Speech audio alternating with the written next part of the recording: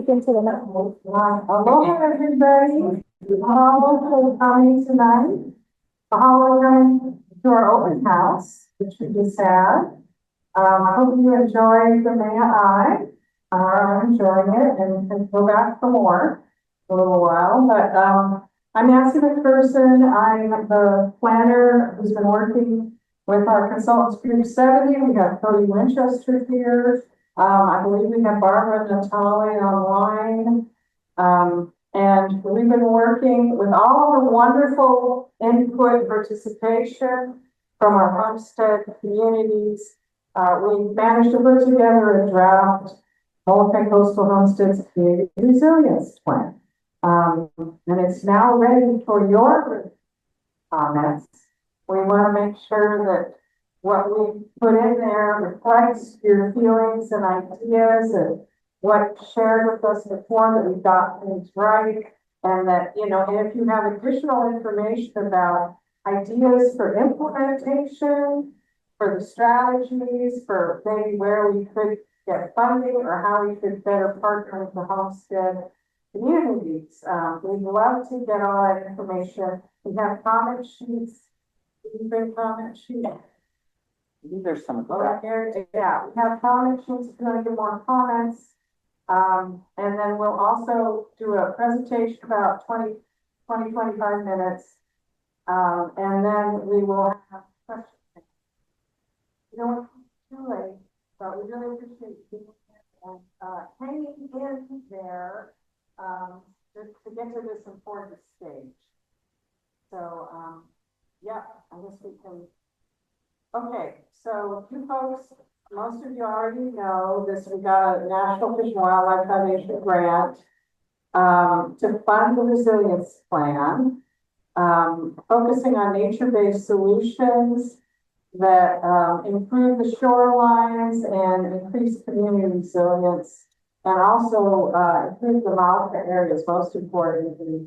On completion of the plan, DHHL with the Homestead Associations can apply for additional funding for the future phases, including site assessment and preliminary design, final design and permitting, and actual restoration and implementation. I know it seems like there's always a lot of steps, but you know, sometimes we just gotta jump through the hoops. So we want to work with you folks to make this happen as effectively and quickly as possible. Next. Okay, so we have a planning system. I've talked to some of you about this. It helps to have a lot of different documents that reinforce each other, because it kind of tells the department, okay, department, you got to do this, you've got to help the homesteaders do that. So we're starting with, we updated the general plan in 2022 that has a lot of hazard mitigation and community resilience policies and actions in it. You know, at some time soon, we're going to update the Molokai regional plan. That hasn't been scheduled yet. We did the Cultural Park Special Area Plan, which Cody worked on with Group 70. We also, with Thorne Abbott and John Summers, we did the South Molokai Shoreline Erosion Management Plan, which some of you participated in. And next, in 2026, we're going to update the Molokai Island Plan, which is going to be really important for making sure that all of these community resilience strategies get implemented. Is we've got to get it into the island plan update. So I hope you're willing to just hang in there and for another plan update. But this one's going to be really, really important. And then also, we have Jenna here, who is our disaster and hazard mitigation planner, and we have Alana Chow, who's from Molokai, and is our GIS specialist helping us out tonight with the TAC. And then also, I'm hoping Jenna will be able to help me with the disaster and climate risk reduction plan, which is going to be statewide. But I think what we're going to do is take all the stuff from this plan, this community resilience plan, and make sure that whatever's in this disaster and risk reduction plan supports what you want to do here on the Molokai. So next, so this was the planning process. You folks were there, so you're familiar with it. We're building on these previous planning efforts.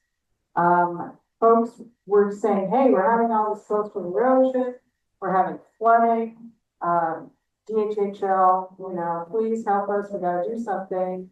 And so then we also needed to do an analysis of the assets, hazards, and vulnerabilities. We did a lot of meetings and workshops. We did Moloka'i. We consulted with technical experts with the beneficiaries. And then we identified 5 resilience goals and 36 total strategies with you. You folks identified them. And we just put it in the plan, kind of sorted it out and organized it. Okay, next. So this was all with your folks' participation. So this is just kind of the geeky walking planning stuff, but there is a resilience planning framework. So we did we also have handouts of the PowerPoint, and this is all going to get posted to the DHHL website. And the meetings getting recorded, we'll have meeting, summaries and all of that. So what we are looking at is, identifying hazards, the assets, the strengths of the community. This community has amazing strengths.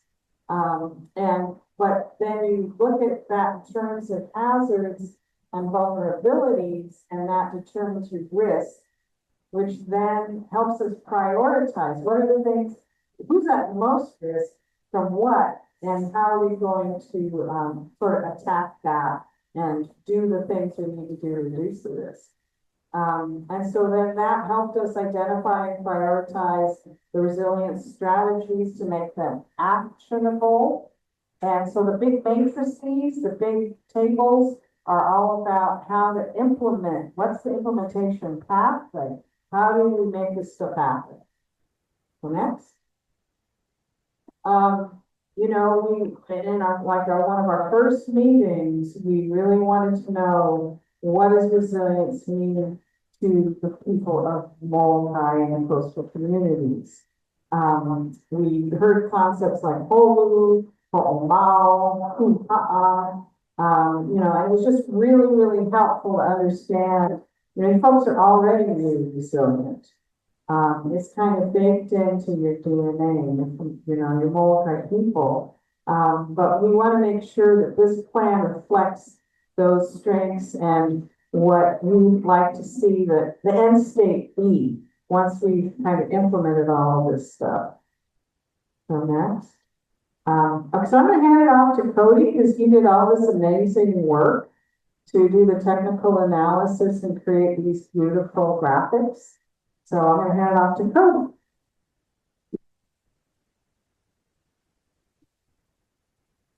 Thank you, Nancy. Aloha, everyone.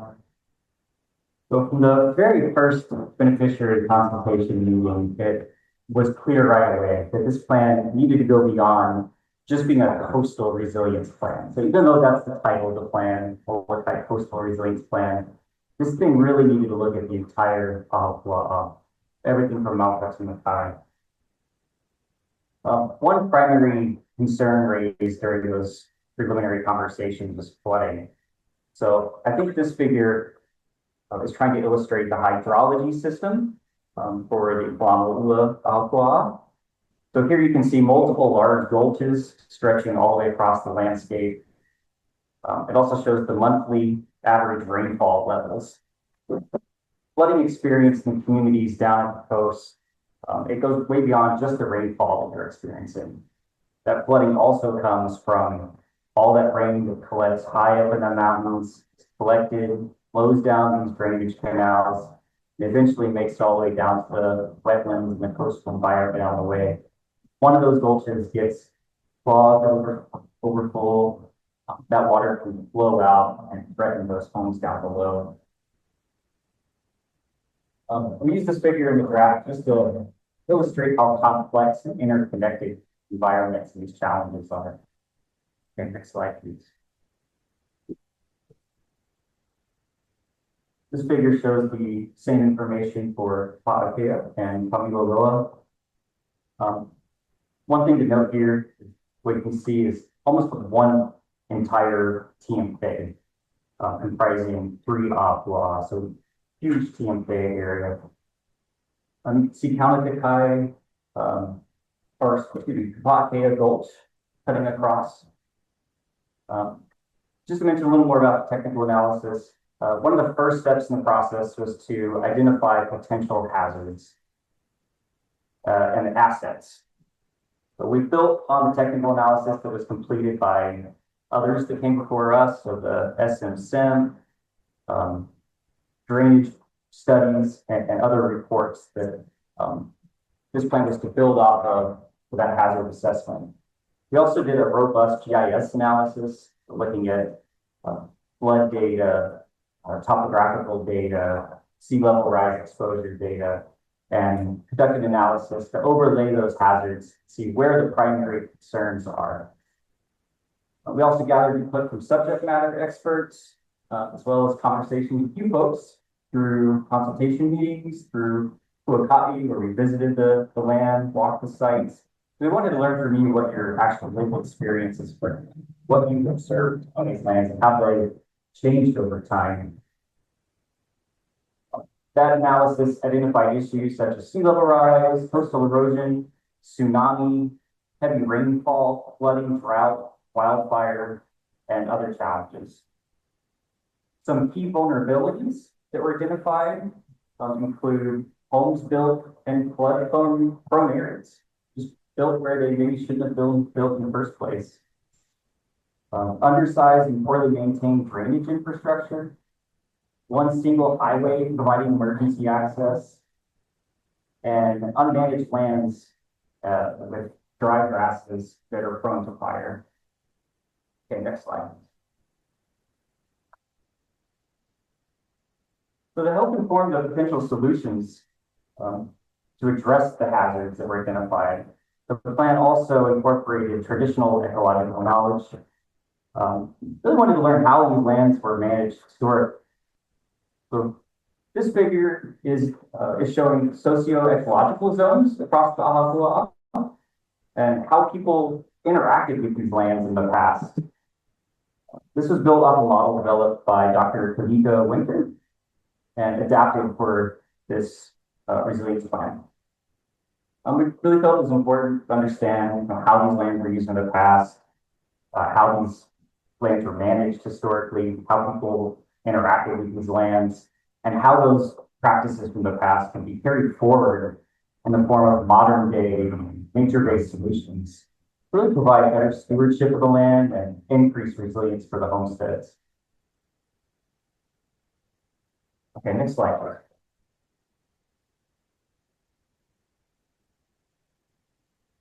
This figure shows same information for Kapa akea and Kamiloloa.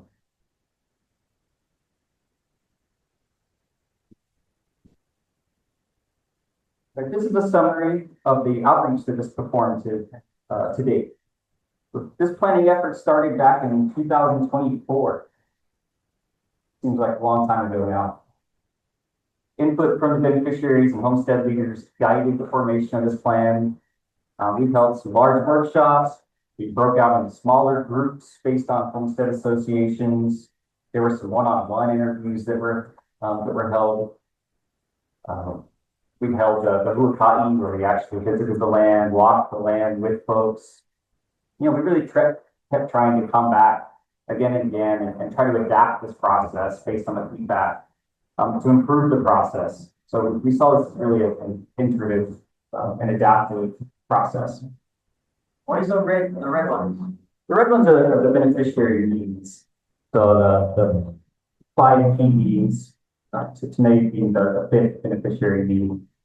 We highlighted those just as key markers that In the next step. so this next slide shows more of the meetings that were held throughout 2025. So we also had meetings with the technical advisors, including folks from the county, DLNR, NRCS, and others.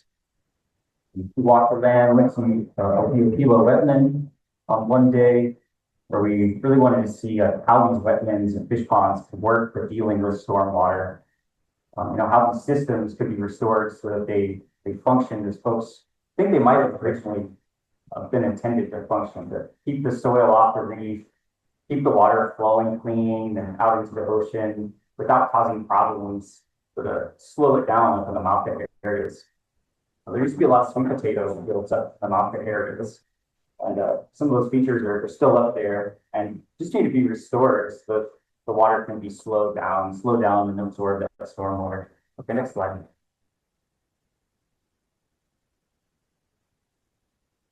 These are some photos taken during the Moloka'i. You can see here some of the roads are in pretty good condition, while others are in pretty poor condition. The problem with these roads, we've noticed, they really become channels for water. They can become gullies, basically. The water moves through and strips it of all soil, so it's just boulders. It can be pretty rough on your vehicles. So they just get deeper and deeper as the soil erodes. So one mitigation measure identified by folks during the Moloka'i was to restore and improve these roads, fix them up, and design them to avoid these types of conditions.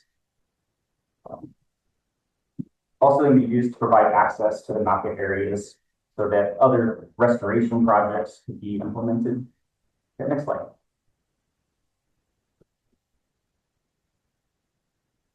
We have an existing water tank in Kamiloloa. This was suggested as a potential evacuation site where people could gather during storm events, flooding events, have access to fresh drinking water from the water tank, have parking up there, maybe some type of permanent facilities for storage materials. Another thing, these areas are beautiful. They offer panoramic views, and some folks thought, wow, this could be a really beautiful area for houses. So the Molokai Island plan is currently being updated. So this plan identified a few spots where potential growth could be directed, where new homesteading could possibly go. So some of these areas up in mauka could be potential future homesteading areas. Okay, next slide. There's some more of the views. Some of these areas are fairly flat and definitely could be used for homesteading. Photo on the right is a view looking down Li'i fish pond, which folks really expressed an interest in continuing the restoration efforts there. Okay, next slide.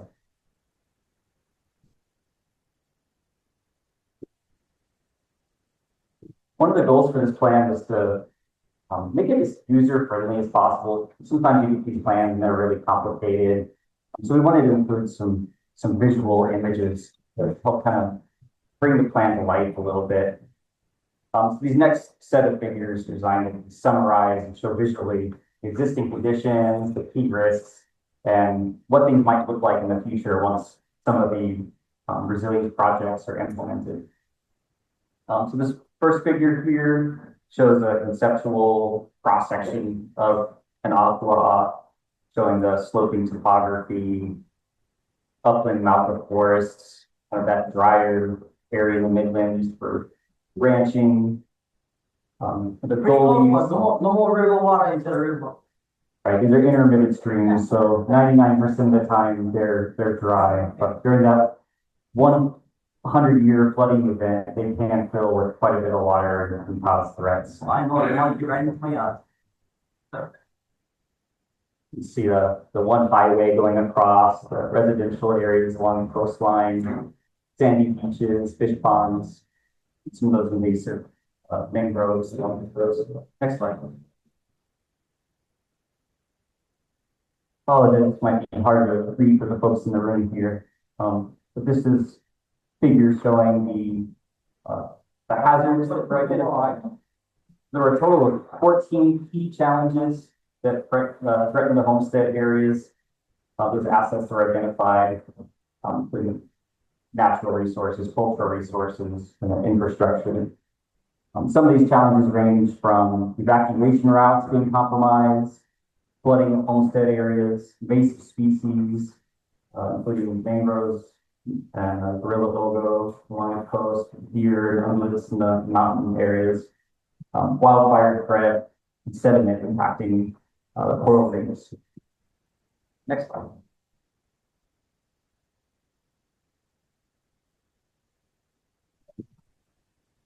So this plan was organized into 5 resilient goals. And this represents the beneficiaries' overarching goals for these lands. And those are from left to right. A, emergency evacuation and public safety. B, mauka restoration. C, water flow maintenance and flood prevention. D, residential holly retrofits and relocation. And E, makai restoration.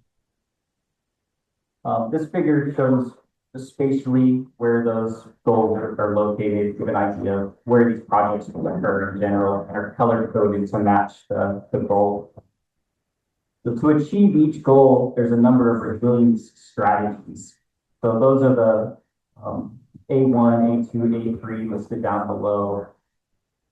And these are the individual projects that can be implemented to achieve that goal. These are categorized under the heading. So identifying these resilient strategies through this planning process allows the homesteads to take the lead on the implementation of these projects. So it's intended to streamline the process, reduce the barriers to actually getting the work done so that the associations can actually do the work, carry the projects forward more efficiently as possible. Yes, and there's 5 starred projects on each of these maps. And those represent the 5 priority projects that were identified by each homestead area. Just because an item is not starred, that doesn't mean that it can't be carried forward. It's just that the ones that are starred are identified as the top priority, but all of these projects could be carried forward.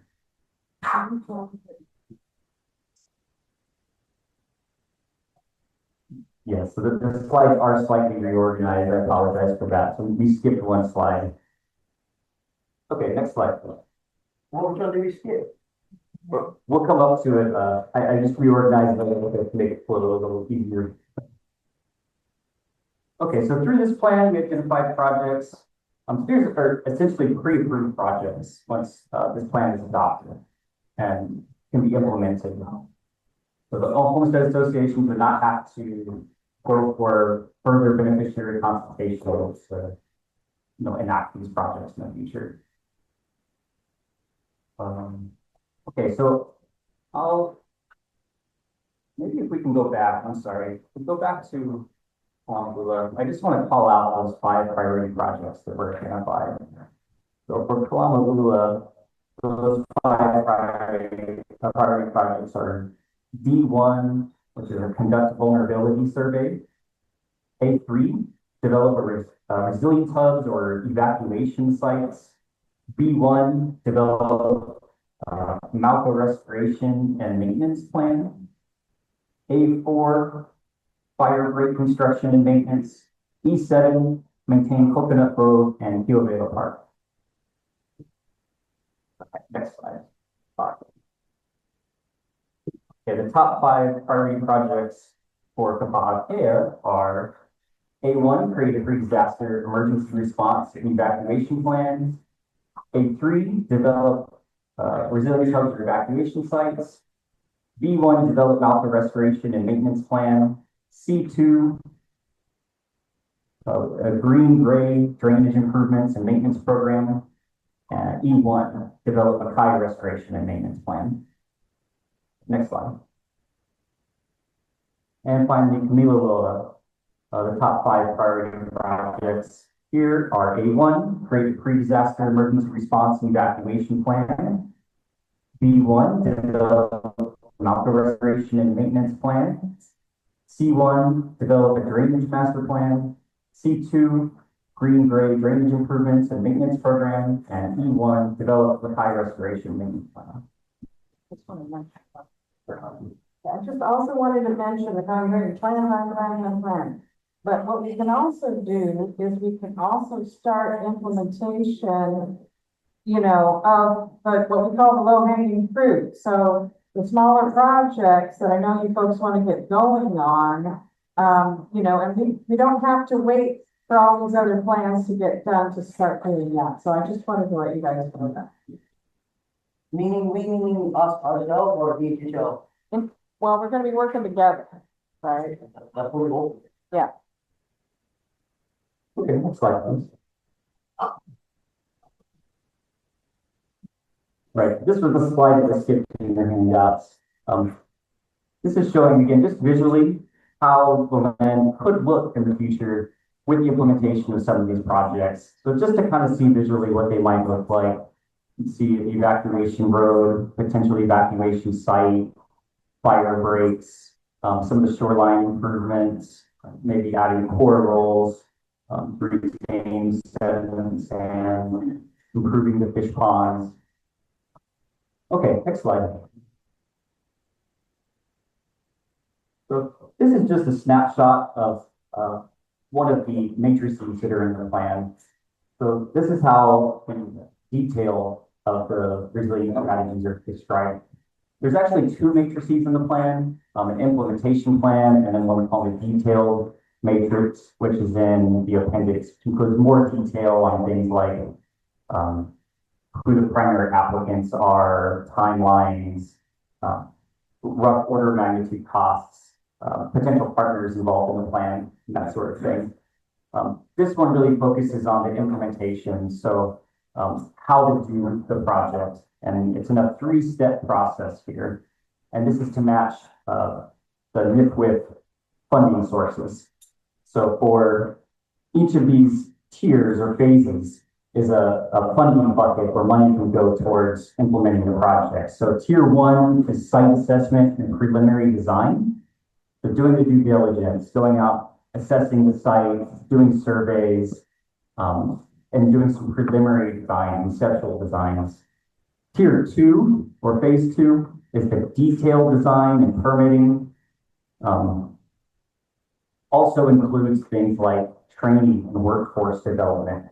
So a vision of this plan is for the homesteaders to actually be implementing these projects.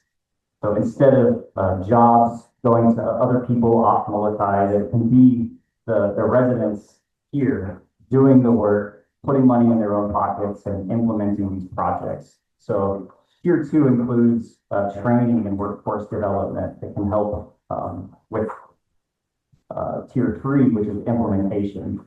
So tier three includes actually procuring equipment, tools, doing the construction, as well as the long-term maintenance and operations type things. Okay, next slide. So I'm going to hand this back to Nancy now. Thank you. Thanks, Cody. Thanks for all the wonderful work. This is we've actually been really proud of what you've done because this is a really amazing plan. It's going to get a lot of attention. So be careful what you wish for, you may get it, you know. And then also for DHHL, because we're going to have to follow through on all of this. So, okay, so next steps. We have the open house and presentation today. We have hard copies at the district office. You can't take them with you, but you can check them out in the lobby there. We have given each homestead association a copy of the draft, hard copy. So yeah, if you go to the DHHL website and there's a link and you can download the plan if you can look at it that way. I'd like to get 30,000 feet or no? 100,000 feet that? yeah, it's pretty big. It's about 35 megabytes. I tried to put even film a point. But you guys, at least you guys have a hard copy, so, please use that, and then you can email us, comments. I don't think we put it on the slide, though. Here is Is it on there? second bullet. Yeah, that's it, yeah, sorry. Okay, so yeah, you can email us at dhhill.planning@hawaii.gov. You can drop comments off at the district office. And we'll make sure we get them, David will make sure we get them. We'd like to get all your comments by January 31st. We've kind of run out of time. So we have to try to get this done soon, but we're hoping, we can turn it around and, tentatively bring it to Hawaiian Homes Commission in February. It kind of depends on how many comments we get. But we really like to get going on implementation.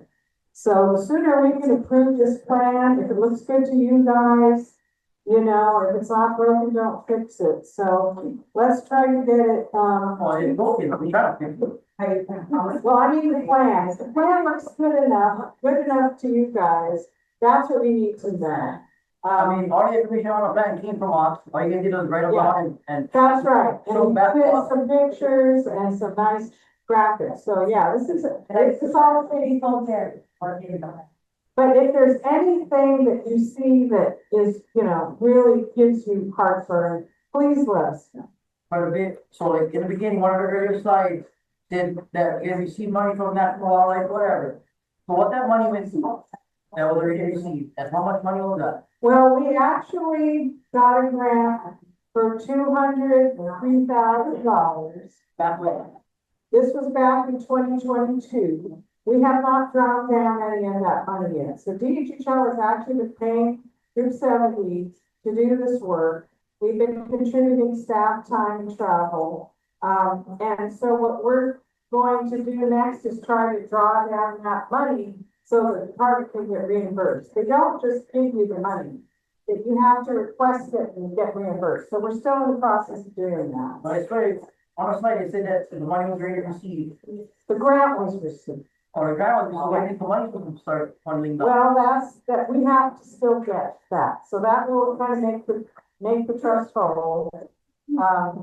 And then hopefully we can then apply for more. liquid funding. Yeah, well, and implementation, no, it's all leading to implementation. So anyway, and please write the comments down, because that's gonna help us put it in the plan. Okay, so I think that's the end of the presentation. And I think we are ready for Q&A and comments and questions.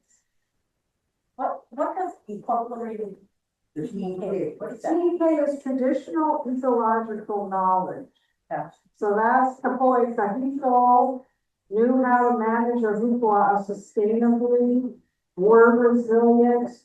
I mean, there were times when there was drought and famine and all of that over, 1,000 years.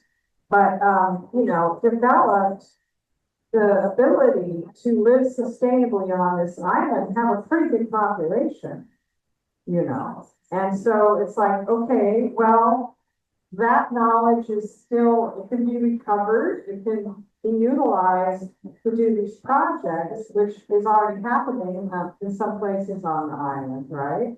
So we want to make sure that these projects are kind of along the same lines, that it's something that you all are comfortable with, that it's not foreign, that it's something that works for you, and that heals the island and the people in the process. And that's really, the Hawaiian Homes Commission Act is what it's all about. So we're actually trying to implement the Hawaiian Homes Commission with this plan, because it's supposed to be making life better for the beneficiary. So the plan itself is basically just a compilation of analysis, not necessarily an assessment. So we still need to go and get assessments done. We gotta get a little more specific. So this was like the big picture stuff. It identifies the areas where the hazards and vulnerabilities are. It identifies the priorities. Who said they're having who said? Who are the talking, what expert? Well, I can let Cody talk about that. Do you want to talk about how? I swear I had so many planners here that I was supposed to be there, and then all of a sudden the day got changed, or time got changed, or all of a sudden the people that were supposed to be at the meeting have to catch a flight, or, Well, I think that was actually for a different project. I mean, they're all kind of backing up each other, right? Yeah, well, that's what we're trying to do. Yeah, we apologize if we have, skipped anybody or not been there when we needed to. We've been spread pretty thin. We're trying to do a lot right now. But, I think this plan is a big step in the right direction because it's putting the stuff you folks have been experiencing on the map, literally. And this is something that, people in the legislature can look at. You want to do grants and aid, all that kind of, take this plan and back up your requests for funding from the legislature. You can back up requests for funding from DHHL. You can back up requests for funding from all kinds of grant sources. So you gotta see this as kind of something you can really hang your hat on to get the resources that we need to work together to implement these projects. Okay, so because there is a plan, assessment is not necessarily needed, or you still have to do assessment? Well, According to the slide you wrote. we've done a lot of assessment already. Yeah. The devil's in the details though. When you actually get to a specific site, you have to look a little more closely at the existing conditions. But that can be done pretty quickly. That's not something that's gonna take a long time and a whole big study. But it's just kind of like a quick and dirty assessment. Okay, where are we at? What's going on here? What do we need to do? So we want to simplify and streamline the process for getting these projects through. We talked to Civil Lopez about that and how, when organizations are trying to apply for funds or get dispositions from the department, that there's all these hurdles and hoops you have to jump through. So part of this is going to be basically doing a refresh of how we look at allowing beneficiaries to access the lands that aren't being used for homesteading. So that's going to be an important piece of this. So it's on the department for us to get it together to make it easier for you to help restore your own island. And that's my professional commitment to you, is making sure that at least while I'm still at the department, we'll see, once I start talking to them seriously about what needs to change, how long I'm still at the department. But as long as I'm at the department, I'm going to be lighting a fire under everybody to make this happen. I'm going to do the best I can. And we've got more staff that we're bringing on. All the other planners are going to be, looking at this, and maybe it'll be a model for the other islands too. So look at yourselves as the model. Yeah, but I'm doing too much of the talking. So if anybody else have questions? I know it's a lot to digest. But the matrices are really important because, and we're going to keep adding to it. And so like with your suggestions, but we're going to keep between now and the final, if we have additional agencies that we think we can partner with and that can help, we're just going to add those in. Yeah, because we just want to make sure that, we have all the help we can get. This needs to be a controlled thing. And Molokai deserves that. You might have to have a rough estimate on when the implementation of any of this might start happening. Well, if we can get it adopted in the next few months, what we'd like to do is. I'm sorry. Oh. Yeah, but adopted by the Hawaiian Homes Commission. Commissioner Lasu is here. Welcome, Commissioner.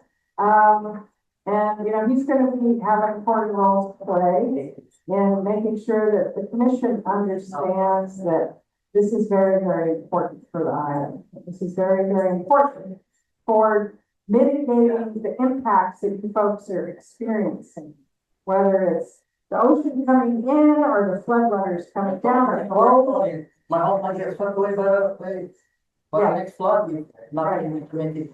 soon enough. Well, one of the things we have included is the fact that DHHL needs to act sooner rather than later on emergency and evacuation planning, especially for akea, but also for Molokai.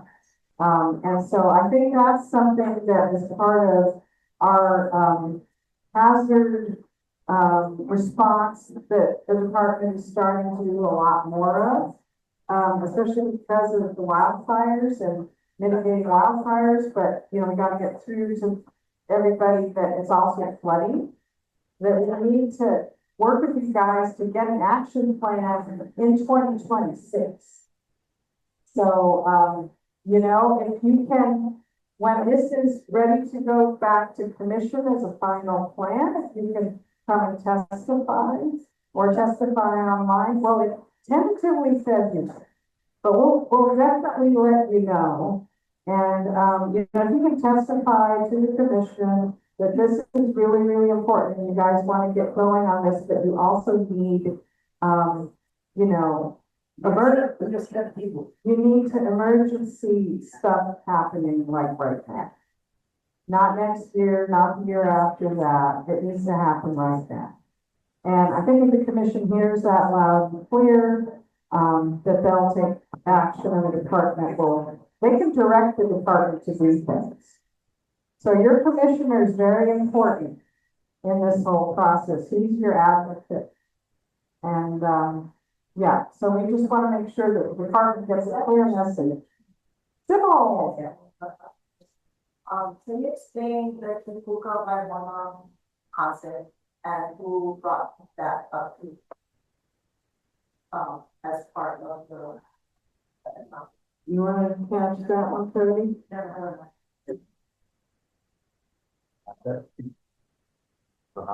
no, I'm a hand stick. Yeah, that Ipuka idea came after multiple meetings. Because, instead of addressing the entire watershed, they're focused on smaller bite-sized pieces. So one idea was shared, maybe there should be fencing, but instead of fencing the entire gully, instead maybe just fence a small area around the gully to keep the deer out, keep the ungulates out, and do micro mauka restoration happening within that ipuka. So like ipuka on a lava field, right? So What did that allow? we're a lot of fields like when you have lava traveling down high areas, almost like an oasis, a preserve. So the lava goes to the ground, and the area in ipuka is like old growth forest usually. So it's almost to be like a seed bank. And then these areas within the fenced area could be restored. Plants could be outplanted from there. The fencing could be expanded over time if desired. But that's the concept. Where did it come from? That came from multiple meetings here by different folks. And, Pretty sure I went to Kapa. yeah.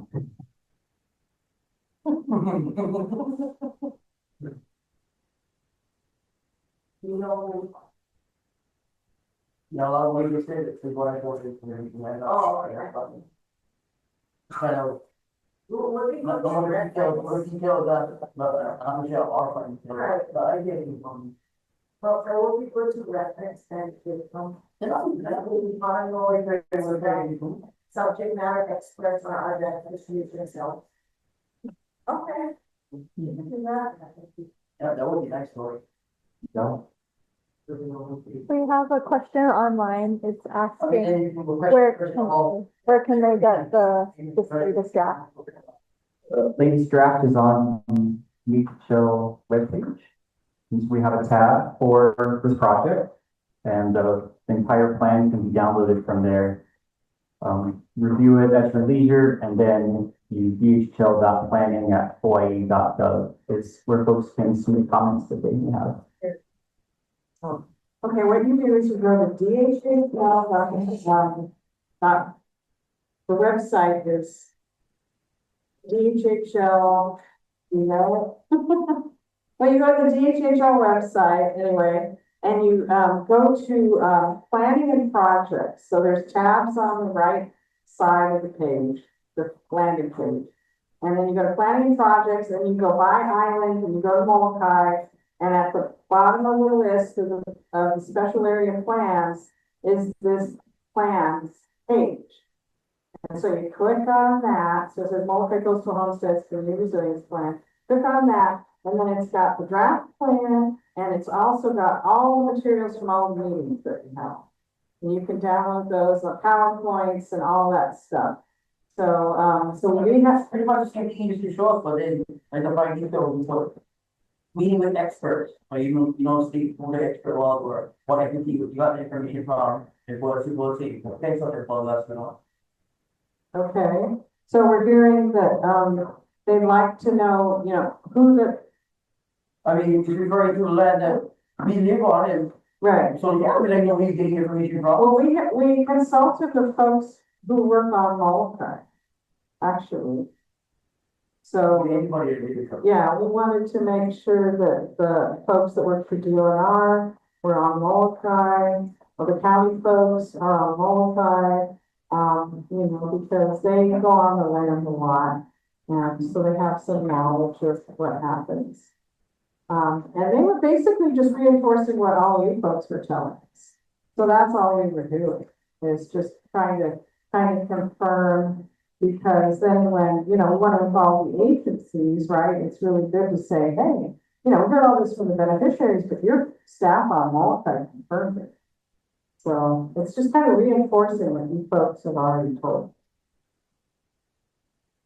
That is really important. Yes. I don't know. So I read through the report and, super also, I mahalo all of our DHHL ohanas who are sitting here. They have been with us for many years. This is their island, this is where they're from. They understand the winds and the rains, where they live there every day. Last year, I don't know if it was last year or the year before, but Kahikili, he came, Kamiloloa in here, he came to a county council meeting here. It was after the heavy rains that happened and the flooding that happened. And he was speaking Kokua and trying to understand the jurisdictions. Because when it happened, you had state entities, you had DHHL, you had state highways, you had a county, and everybody was trying to figure out who takes from what kuleana at what point. What I didn't see in this report is you guys didn't say that. So you list all the agencies, but you don't list, this is their kuleana, this is like, you guys have different policies, procedures, rules, laws that you follow. And this is where your line ends, and this is who's gonna take over after. So if you guys could include that in the report, I think that would help all of our DHHL handlers on Molokai to clearly understand where the jurisdictions are and who to go to. That's really my question. Another thing that I wanted to bring up is we are in this seasonal lull. Kalama, I just came from Makakupa where we're preparing for Ka'anele, which is happening soon. But last year, the youngest person to carry ahupua lono came Kahikili-san. He had no idea he was going to carry lono. And he was like, I can do it. And we were exhausted at that point. And when we stopped at Molokai shores right before we entered into akea, we did the switch out, and his son was like, I can do it. I lived it. So when you think about the stories of our environment and how they're teaching the next generation, or present generation, they are not really essentially the next generation. They are actually living, they are the present of people who live in pieces. You see how much love we have. Kahikili and his wife had no idea his son was carrying lono and coming through. But when you see that love, and I automatically thought about Kahikili just coming to a county and going, okay guys, if you guys are not gonna do the work and nobody can tell us who's gonna get out there and help us because we went through this massive flooding, let me and my son, can we have like a right of entry agreement or something, but we willing to do the work? I think it's super important when you start to write these reports. It starts with all of us. You have to understand all of you guys are replaceable. You know who is not? replaceable, all of the old animals who have that generational ties behind. And so they always live here. And they will live on long past their lifetime. So it's super important to start to list the names of the old animals and the people who come forward. I have participated in this as what they would call a subject matter expert or a resource. I'm not an expert in nothing. I know what I know. But and I just listen to find, but it's super important when we see this and we see all of our people who give their love. And so yeah, I just wanted to share that report is important to list the jurisdictions and who's basically we're in here and to take some action. Oh, okay, so what we're hearing is that we need to put in a table that lists all the jurisdictions and how they interact. And with David's been involved in some of this with working with other state agencies and the counties. You know, for a long time that it was really a ahupua thing because like a lot of people work for the county were beneficiaries. And so when stuff happened on Molokai, everybody just worked together. And it's kind of not that way now. It's gotten harder to do that. But what I also wanted to ask is if everybody is okay with having their name listed on this plan, we can add a page, and you're right, we should do that. We can have all the people who participated because we collected all of it. We won't put in your phone numbers or emails or anything, but we'll list your names and your ohana and make sure that you're thanked for the work you've done to help put this plan together. So Mike, mahalo for giving us that feedback. Yeah, absolutely. It's crucial that we give credit where credit is due. And thank you so much. What I said before, it's not even about getting acknowledgement and anything. To be honest, as she said earlier, I'm living in a barn field, my personal time and my own personal family will do something that might help because I didn't even get access yet. And we are gonna get at least not 3 years on my fault.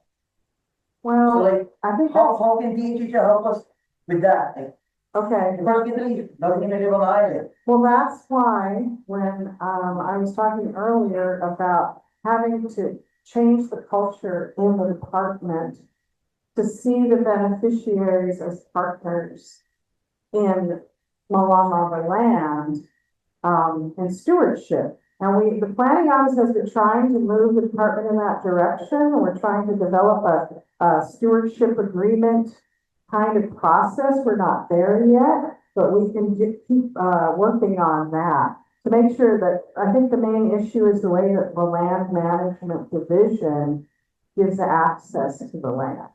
And we have to modernize it. We have to reflect it and decolonize it, frankly.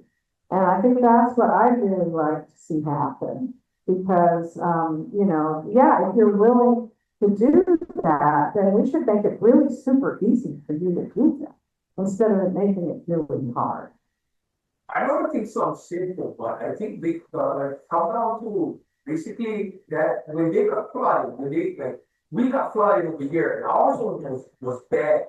But then I took them right down the park here, they had to deal with the sludge, the current of everything coming down. And back in the day, when I was a kid, they all had the equipment. They always support, they always help everybody over there. Like, no question is asked. I don't know what will change that now you gotta basically beg them to come by, and they used to just come over there and help everybody over there and just push all of them away from their houses, put them in piles, leave it over liability. I don't know, but it just seems so much easier back then that they knew they had the equipment, they knew that they could help. Isn't that what humanity is supposed to do, is help if you get the equipment? And that's what gets us like mind blown that how come it's not like that? So to get to that point is basically what we're trying to get out of all of this, right? Right. And the parts that like I still never see not getting. It's all talk until something happens, and then we're like, oh, dang. So I know this is all steps to that point, but we kind of still in limbo you still kind of like, man, when is this gonna happen? Because the next rain can come next month. And then here we are back at square one. Well, it's really, thank you for talking about that, how there's a need for better coordination. I think it sounds like an emergency operations plan to me, a multi-jurisdictional emergency operations plan. Molokai doesn't have that yet, it should have it. And so kind of the question is, by hearing is, why don't we have it? And what happened? You know, there used to be a committee. Is there still a committee for disaster preparedness? Because they used to meet pretty regularly in the department, and you attended it, Hawaiian attended it. You know, there's a lot of coordination with all the agencies on the island. And if that's not happening, then we need to make sure that that gets going again. Well, sometimes the thing happens is when, like, the person is still working or he Depends on who is on duty. most times the authorities have been having something like that. Okay, so it sounds like it needs to be more formalized. Yeah, that would make sure that was something there, that's the part of that under the multi-jurisdictional partnerships. Yes. Because that's a very challenge. Yeah. So that's a big challenge, multi-jurisdictional coordination. Dave, you wanna come up here and get on mic? So we do have, emergency too, that includes all the state, county and private agencies. And we kind of keep each other updated on any new forms coming in and so forth. And we have these meetings and we share what equipment, that each agency has that they can contribute. So it was decided that akea and Kamiloloa would be under DHHL jurisdiction, to assist. That way the county, they can go further with the state.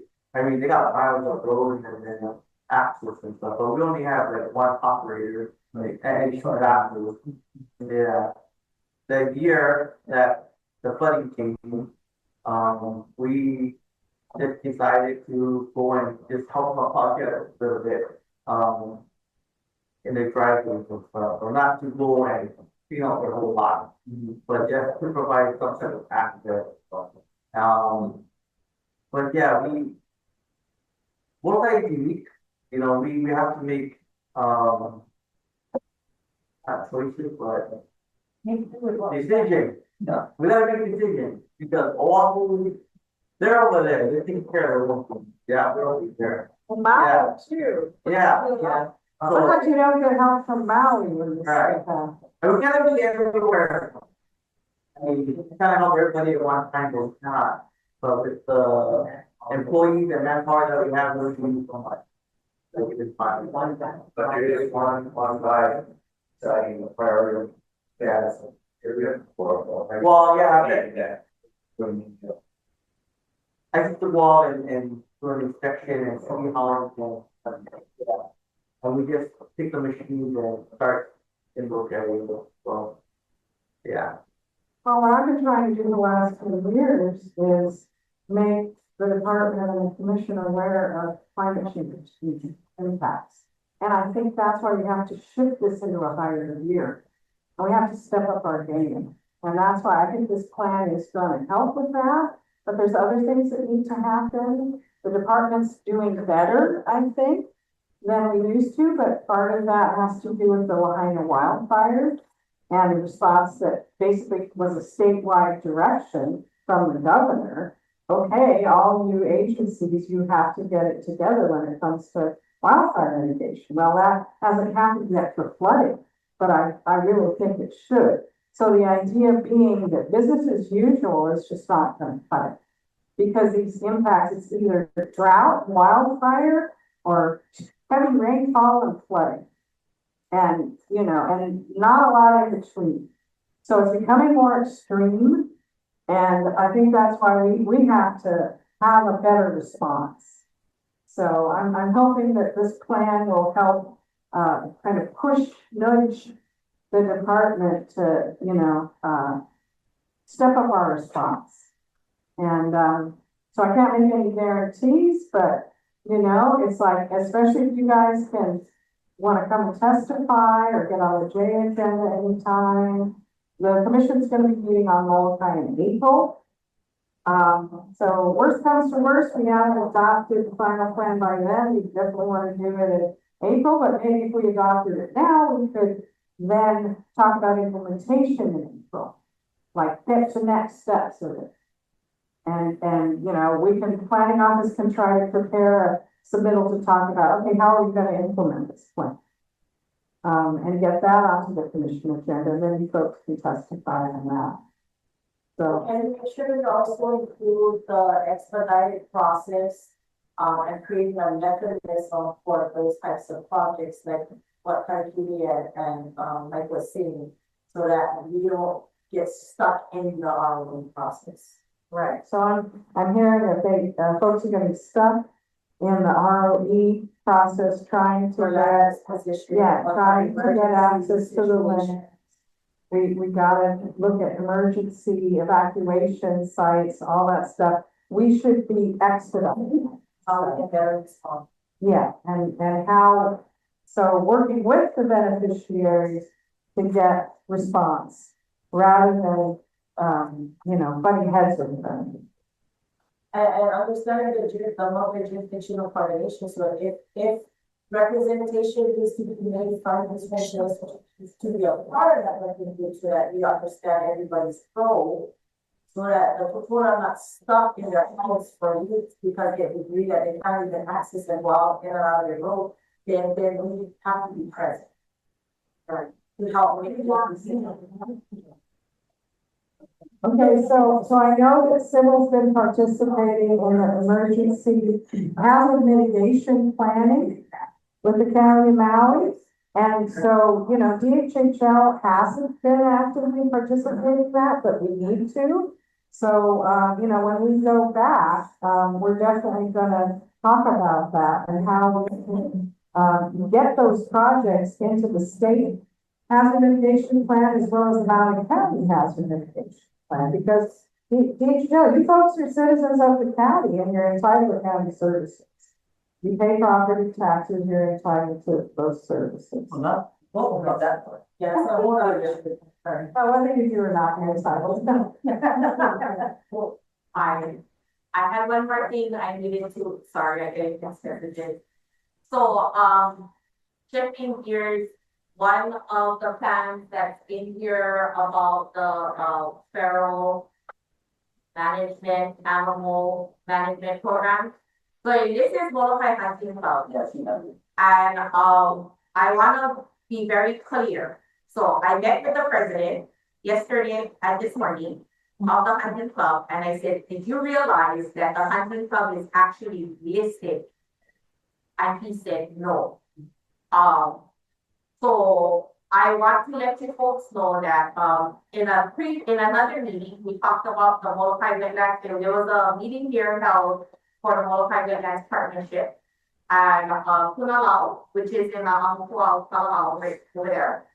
And in the meeting, some of our members who are Kamiloloa Homestead, members had voiced their concern of, the members of the hunting club, plus this is their animal, their home, that they didn't want the hunting club to do, any type of, whatever, hunting services, management plans, stewardship plans.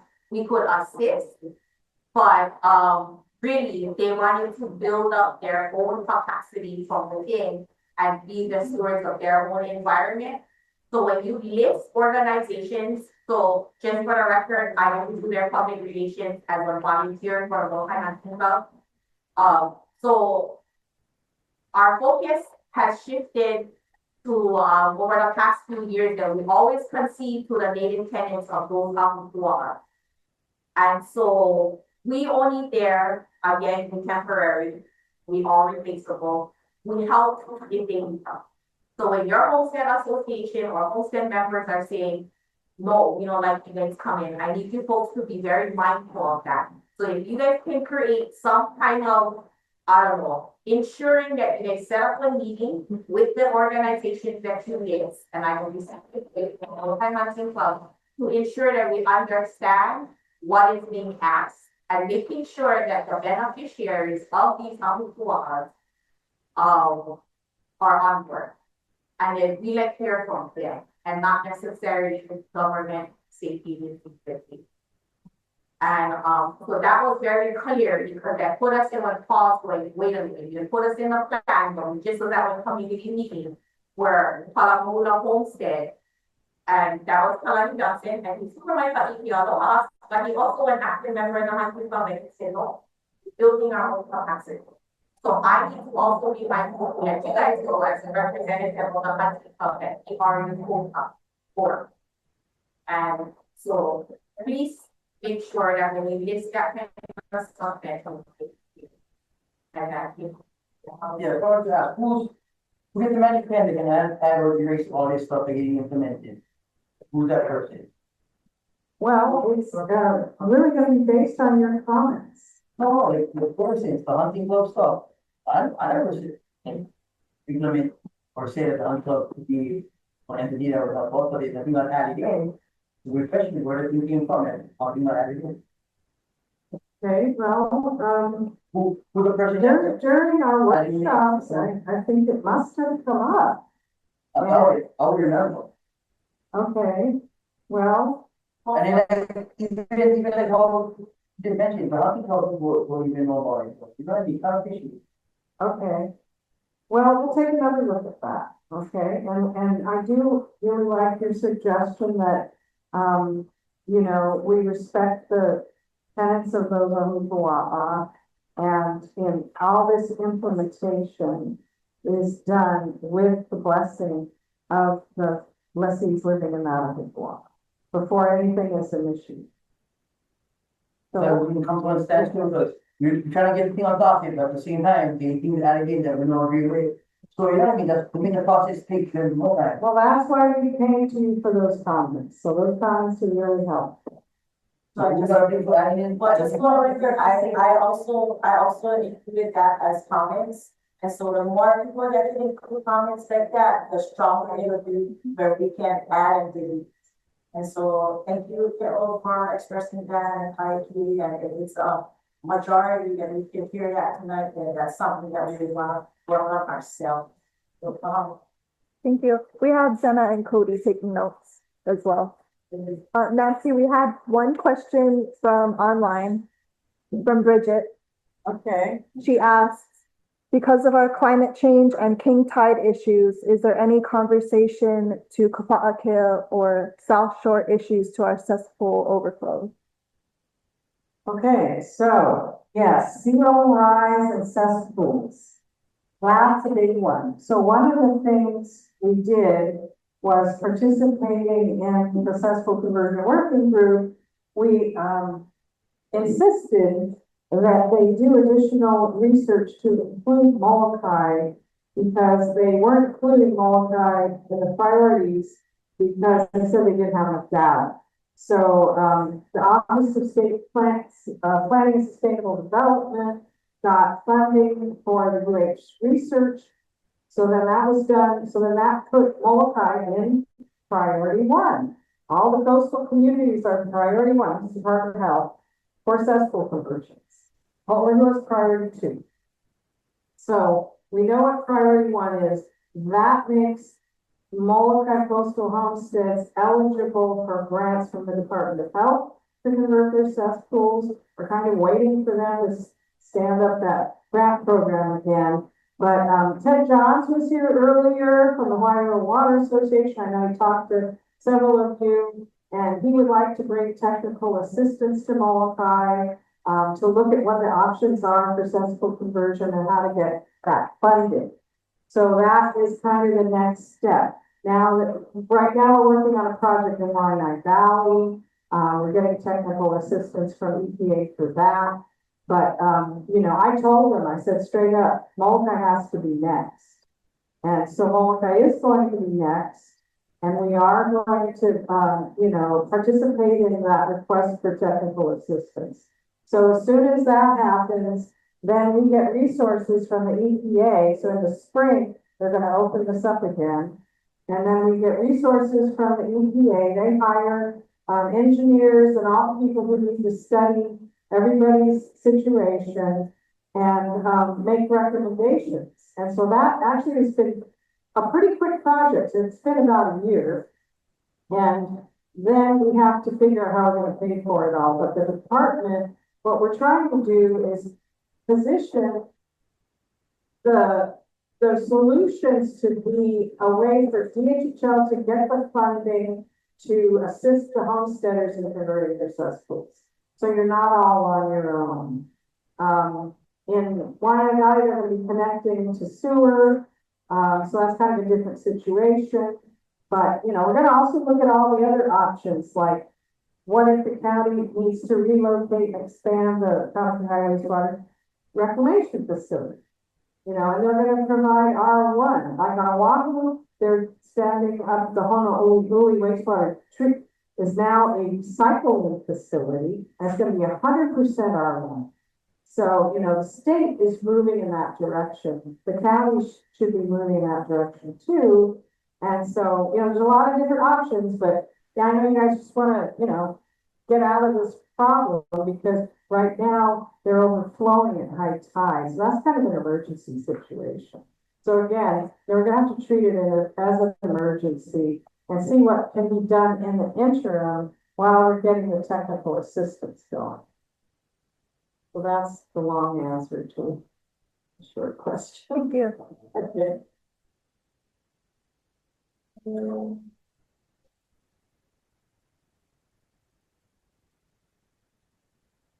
Yeah, we've got, like I said, January 31st, if possible.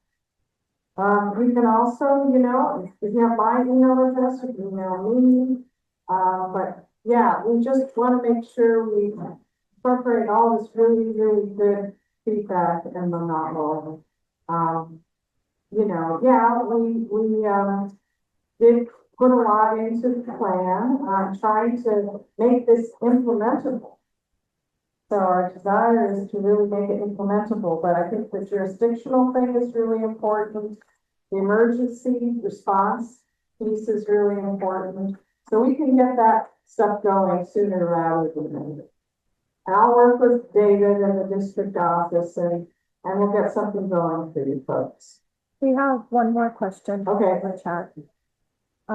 Bridget asks, I would like to know the progress you're making to litigate the akea mauka issues that result in the flooding to the Makai community that has been happening for generations. Okay, the akea mauka. That's a challenging situation. We have enforcement looking into it, so we can't really discuss the details. But, you know, as soon as we make progress on that, it's, I think one of the challenges is it's an old kind of lease.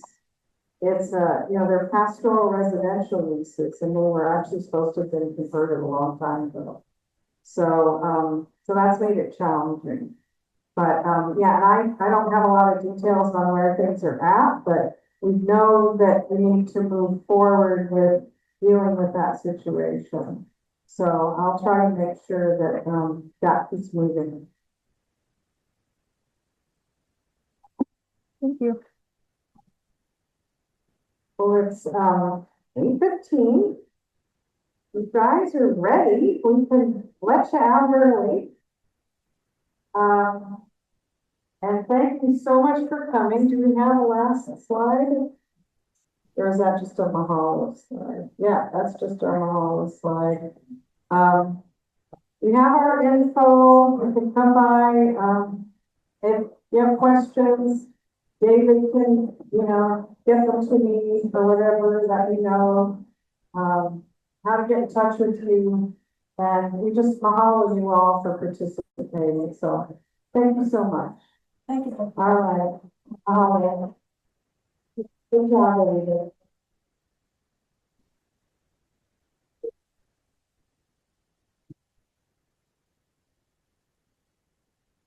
David. Yeah.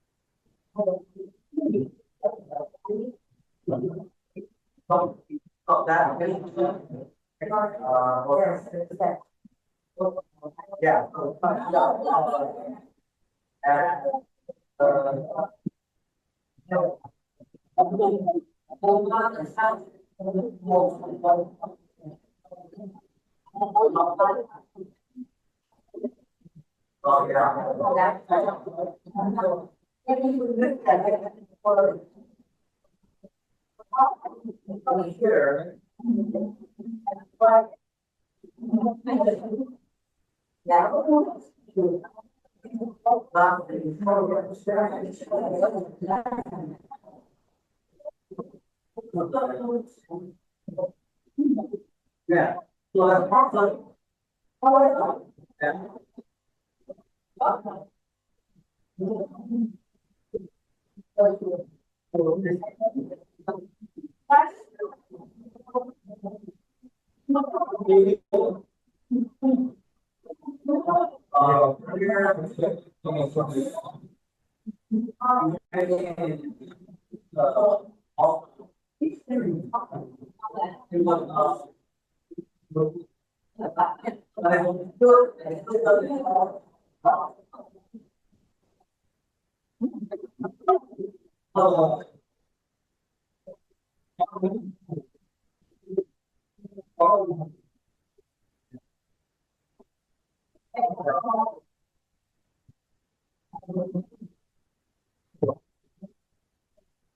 Big